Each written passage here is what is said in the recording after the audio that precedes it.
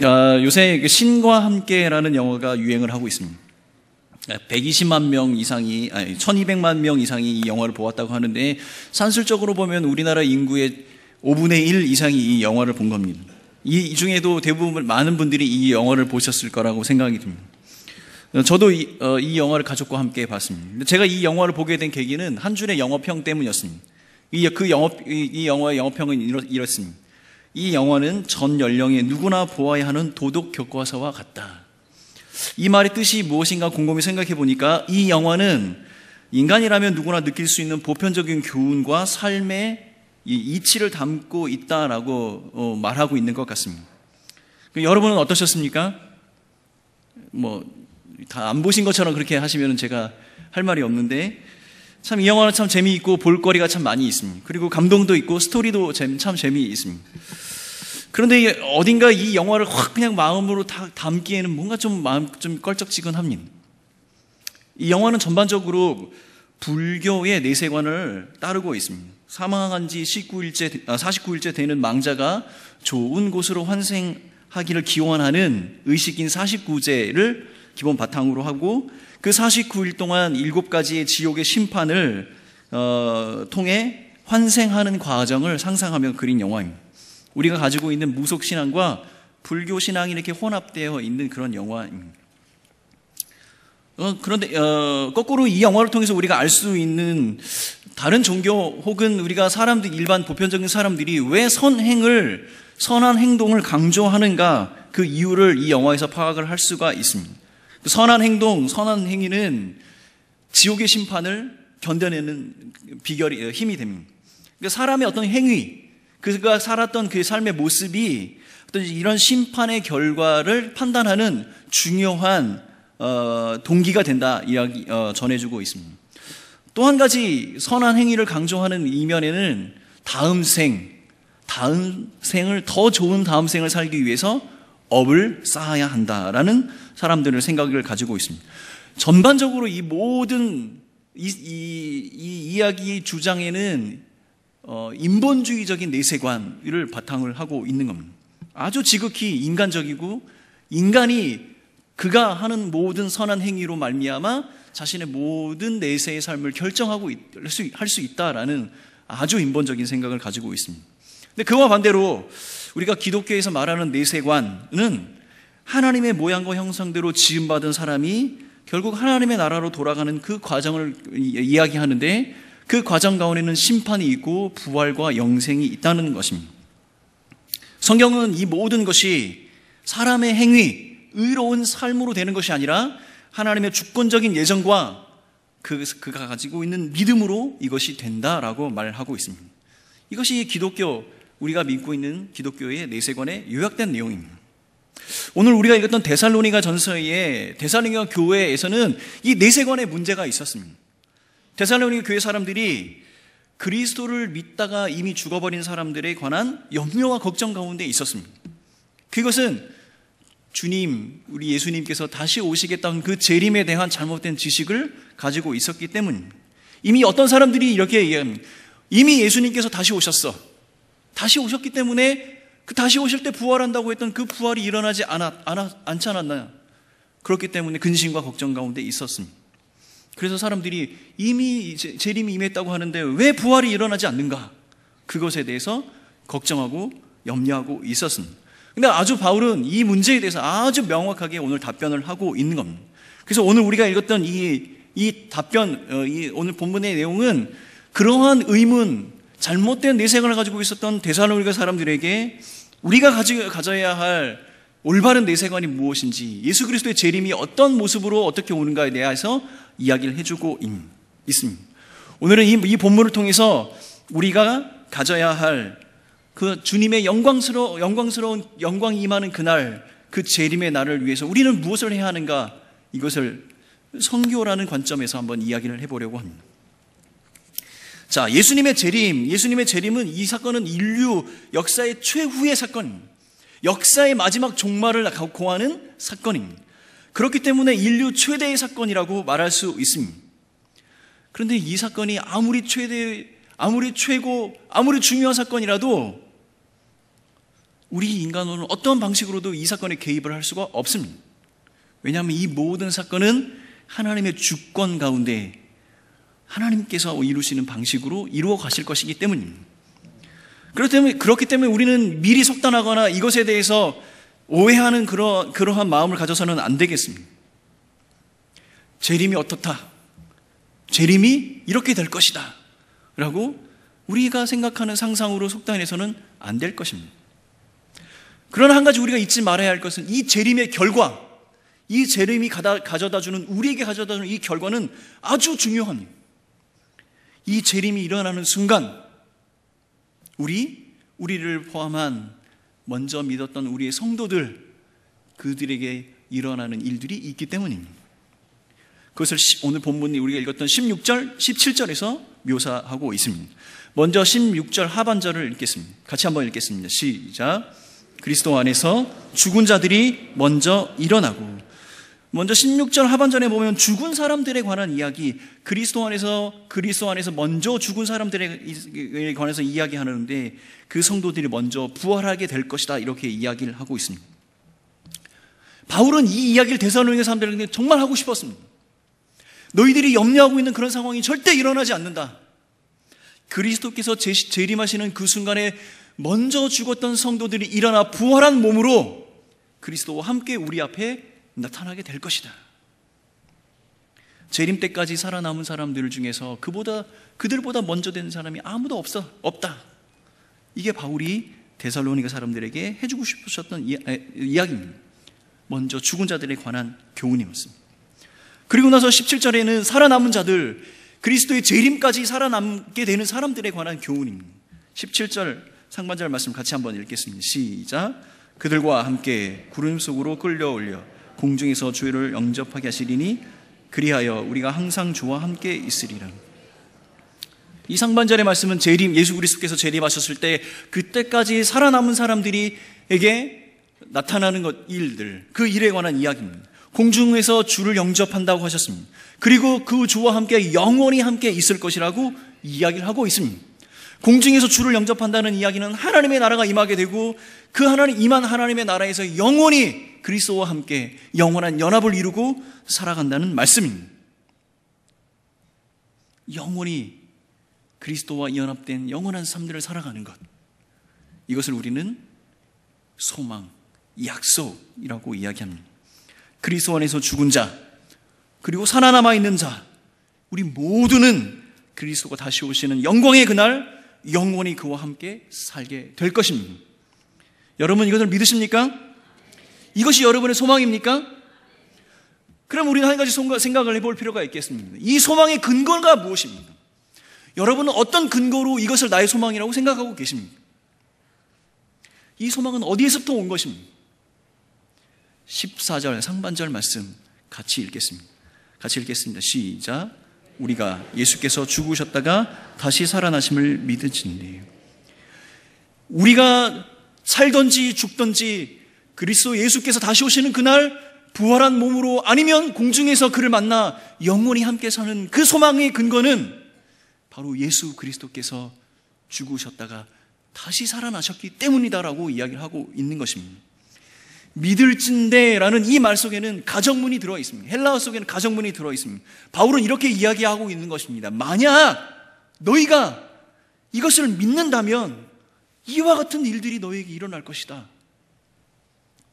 만약 너희가 예수가 죽었다가 다시 살아나심을 믿는다면, 그 사실을 너희가 믿고 있다면 주께서 재림의 약속으로 다시 오시는 그날 너희보다 먼저 죽은 자는 일어나 부활이 될 것이고, 살아남아 있는 우리는 공중으로 올라가 그를 만나게 되고 영원히 함께 있게 된다.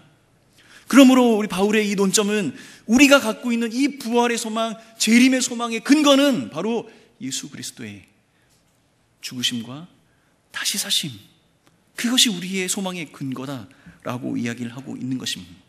죽은 자들의 부활과 산 자들의 영광스러운 연합, 주 예수의 재림으로 대변되는 인류 역사의 가장 크고 중요한 사건, 이것을 우리는 소망이라고 부르는데, 그 소망의 근거는, 그 소망의 증거는 바로 예수 그리스도께서 우리를 위해서 죽으셨고 다시 살아나셨기 때문에 우리는 먼 훗날 우리에게 일어날 그것을 소망으로, 약속으로 받을 수 있다라고 바울은 이야기하고 있는 것입니다.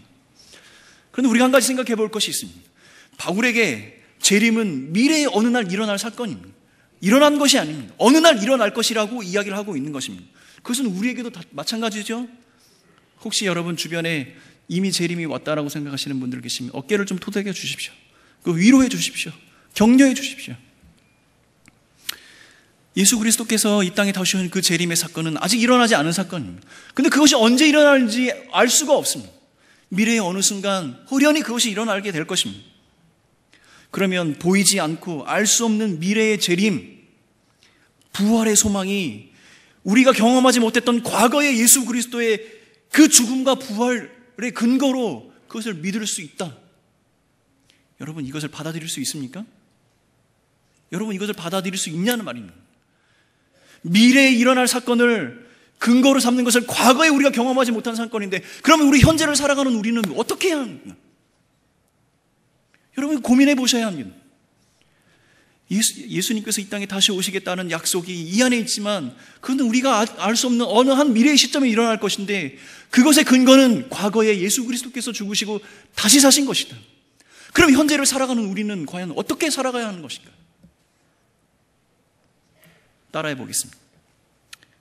믿을진대. 한 번 더 하겠습니다. 믿을진대. 믿음입니다. 믿음.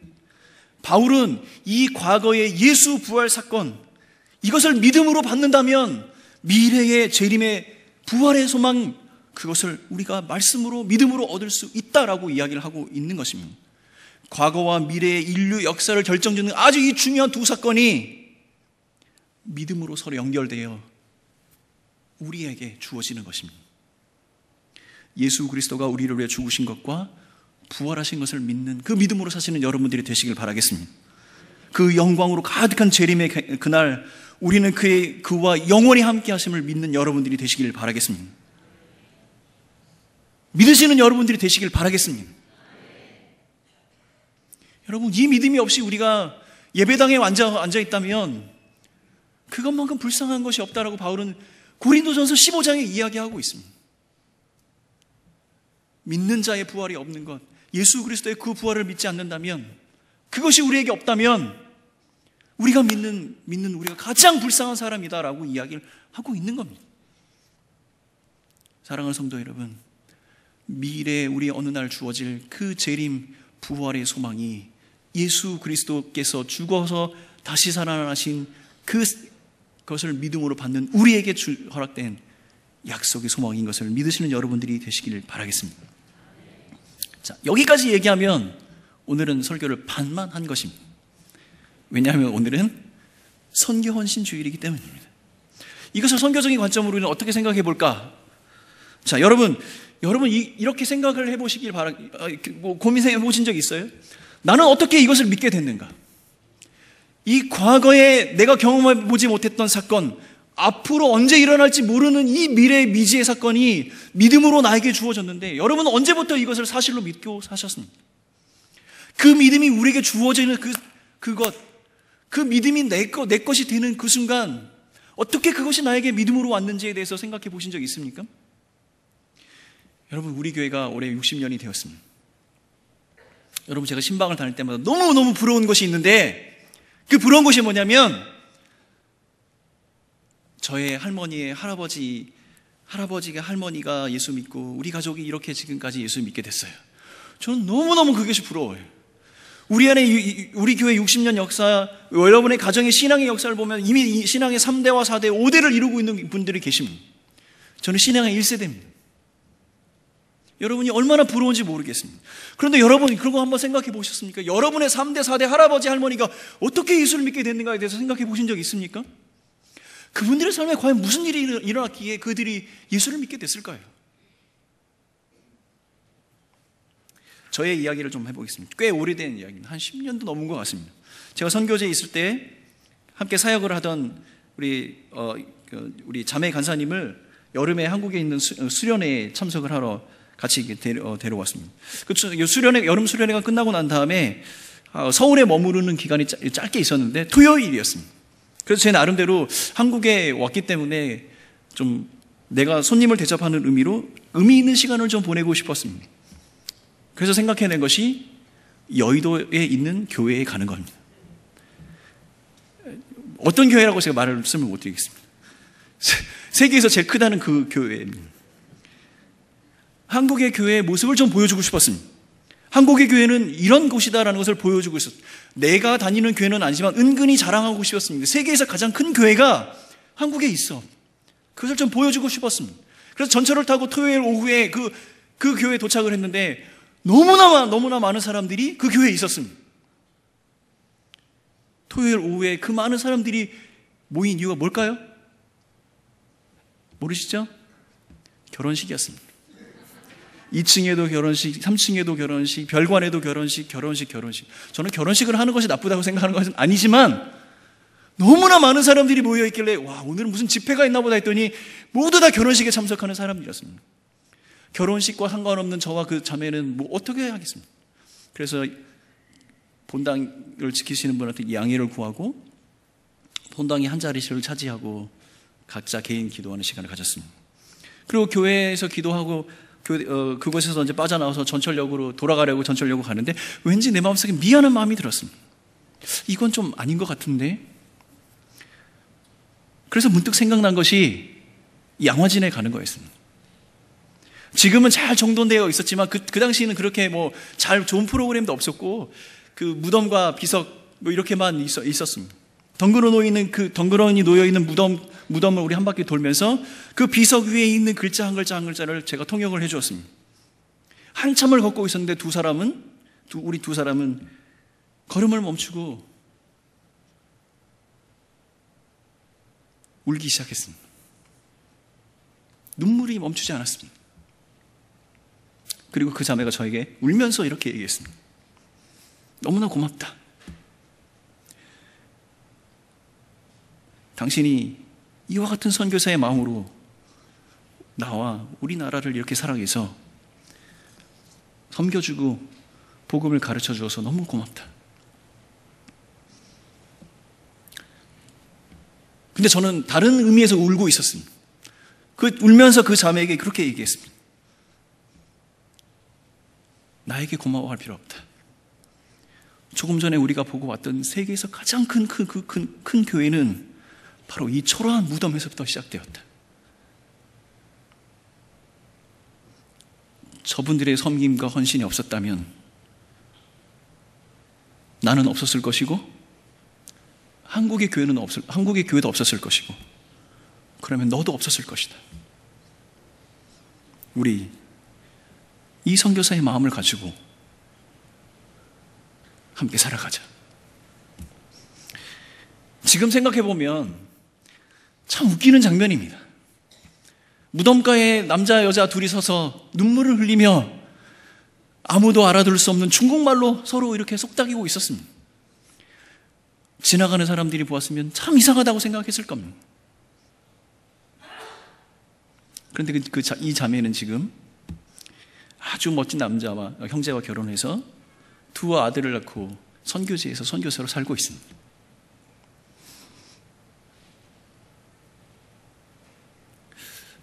사랑하는 성도 여러분,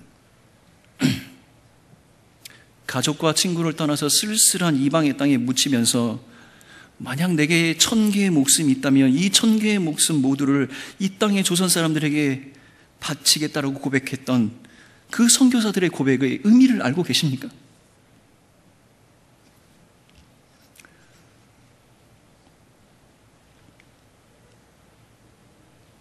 세상의 목숨보다 더 소중한 것이 어디 있겠습니까? 만약에 그 목숨보다 더 소중한 것이 있다면, 만약에 그런 것이 존재한다면 이 땅의 사람, 이 땅의 조선 사람들을 위해서 나는 기꺼이 그것을 바치겠노라.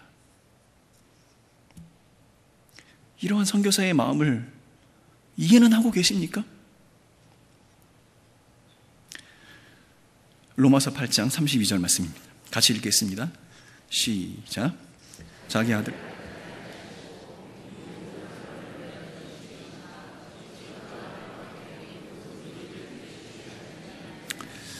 아마도 이 땅에 살았던 선교사님들은 이 세상 모든 사람들을 위해 자기 아들을 아끼지 아니하고 십자가에 내어주신 그 하나님의 아버지의 마음을 품고 살았을 것입니다. 그렇게 받았으니 그렇게 줄 수밖에요. 그저 자신의 마음속에 담겨진 하나님 아버지의 마음대로, 하나님 아버지의 마음처럼 살고 싶지 않았을까요? 선교사들에게 이 땅에 우리들의 조상들의 모습은 어떤 의미였을까요? 마태복음 25장 45절 말씀 같이 읽겠습니다. 시작.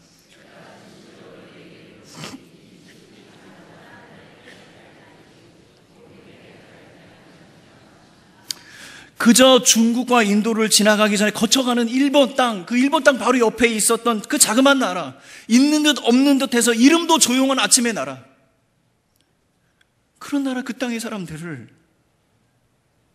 그들은 우리의 조상들을 이렇게 지극히 작은 자로 여기며 주님에게 하듯이 우리를 섬겨주고 우리를 복음 앞에 세워주었습니다. 그들이 했던 이 작은 자, 주님께 하듯 했던 그 작은 자를 향한 그 축복의 손길이 없었다면 우리 교회는 과연 지금 어떤 모습이었을까요? 바울은 로마서 10장에서 이렇게 이야기합니다. 누구든지 주의 이름을 부르는 자는 구원을 받을 것이다. 그러나 전파하는 자가 없이는 듣지 못하고 믿지 못하고 부르지 못한다. 하나님의 마음으로 작은 자를 섬겨주었던 선교사들이야말로 이 아름다운 소식을 전하는 보내심을 받은 자들 아니었을까요? 우리의 믿음은 이렇게 시작이 된 것입니다. 우리의 믿음의 역사, 복음의 역사는 지금까지, 그때부터 지금까지 우리 안에 역사하고 우리를 깨우고 우리를 이렇게 지금까지 성장시킨 것입니다. 이 믿음과 복음의 역사는 이 모든 민족에까지 흘러가야 합니다. 예수께서 모든 민족에게 이 믿음이 이르러야 그제야 끝이 오리라고 말씀하셨습니다. 예수께서 언제 오실지 알 수 없습니다. 예수의 그 영광스러운 재림의 날이 어느 날인지는 알 수 없습니다. 그러나 예수님께서 말씀하시고 그 끝날은 이 복음이 땅 끝까지 이르러 모든 민족에게 이르렀을 때 그제야 끝이 올 것이다 라고 말씀하셨습니다. 모든 민족이 구원의 복음을 듣는 그때 인류 최후의 최대의 사건, 예수 그리스도의 재림의 사건은 이 복음과 믿음의 역사의 끝에 우리 안에 이루어지게 될 것입니다. 말씀을 마무리하겠습니다. 지난달에 저희 이 지역의 한 권사님께서 연세가 너무 많으시고 병원에 깊어서 요양원에 가셨습니다. 마음이 너무 안타깝고 아쉬워서 가시기 전날에도 집에 찾아가서 서로 부둥켜 안고 울고 함께 기도하고 가는 날도 찾아가서 함께 울며 보내드렸습니다. 근데 그 어려운 형편에도 어떻게 모으셨는지 저의 점심 밥값을 챙겨주시고 감사헌금도 하시고 가까운 친지들에게 이것저것 다 챙겨주시고 그리고 떠나셨습니다. 그래서 저는 이것이 부모의 마음이라고 생각합니다. 큰 재산을 남겨주지 못해도 아무리 없어도 빛을 남겨주고 가는 그런 부모는 없습니다. 사랑하는 성도 여러분, 여러분의 가정이 믿음의 3대 4대를 이루셨다면 그 복음의 빛이 3대와 4대를 이루러 대물림되고 있다는 사실을 여러분 잊지 않으셨으면 좋겠습니다. 왜냐하면 이 복음은 원래 우리의 것이 아니기 때문입니다. 현재 우리는 우리의 것이 아닌 그 복음 위에 살고 있습니다. 이건 다 모두 빚입니다. 갚아야 합니다. 우리의 것이 아닌 것으로 우리는 살고 있기 때문입니다.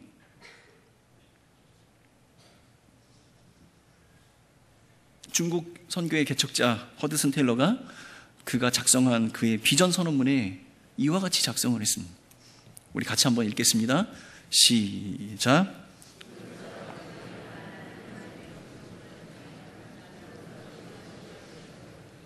여러분 잠 좀 깨게 우리 큰 소리로 다시 한번 읽겠습니다. 시작.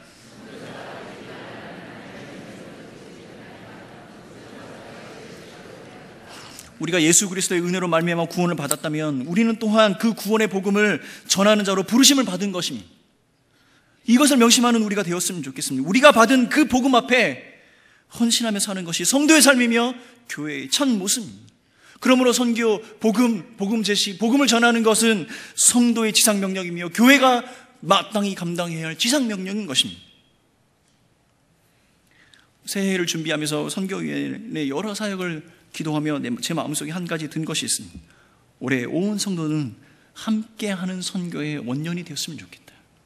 그래서 제가 나름대로 장로님께 상의 안 드렸지만 2018 함께하는 선교, 이것이 저희 선교위원회의 기도 제목입니다.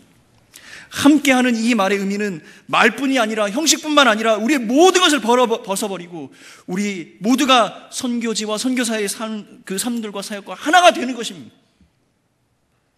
말과 혀로만 사랑하지 말라고 하셨습니다. 사랑의 빛 외에는 지지 말라고 하셨습니다. 우리는 우리가 갖고 있는 이 복음의 빛을 갚아야 합니다.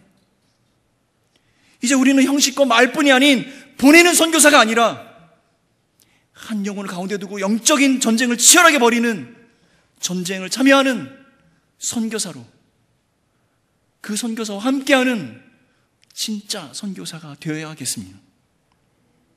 우리의 모든 공예배와 여러분의 개인 기도 가운데 선교지와 선교사를 위한 기도를 날마다 하셔야 합니다. 또한 우리의 물질을 나누는데 인색함이 없어야겠습니다. 마르지 않는 샘처럼 우리의 모든 삶과 사역 가운데 채우시는 그 하나님의 도움의 손길을 경험하는 우리가 되었으면 좋겠습니다. 온 성도가 스스로 정한 날, 스스로 정한 헌금을, 선교 헌금을 하나님께 드리는 올 한 해가 되었으면 좋겠습니다. 이제 곧 우리는 방글라데시에 2팀의 단기 선교팀을 보내게 되었습니다. 지난 5주 동안 매주 토요일마다 모여서 5번의 선교 강의를 듣고 언어를 배우며 찬양을 배우고 기도하는 시간을 가졌습니다. 그들에게 있어서 가장 작은 소망은 무엇이냐면 그 하나님의 마음을 품고 우리가 받은 그 사랑을 나누는 것입니다. 우리 교회는 그들을 보내며 함께하는 교회가 되어야겠습니다.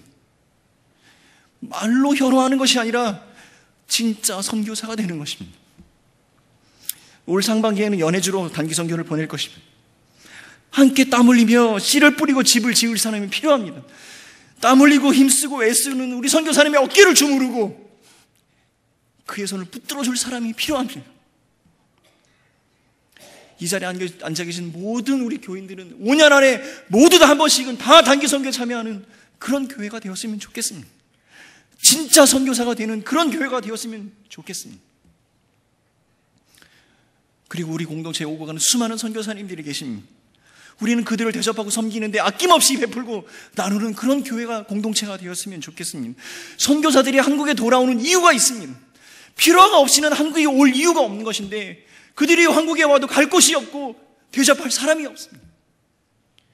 마음의 고향처럼 누구나 어떠한 선교사도 우리 공동체를 기쁨으로 방문하고 방문한 선교사들을 축복하고 그들을 섬기는 아름다운 선교 공동체가 되었으면 좋겠습니다.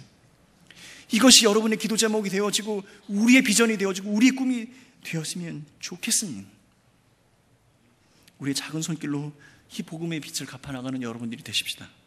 이 일은 주님의 영광의 그날이 올 때까지 우리가 마땅히 감당해야 할 하나님께서 우리에게 주신 사명이고 비전인 것입니다.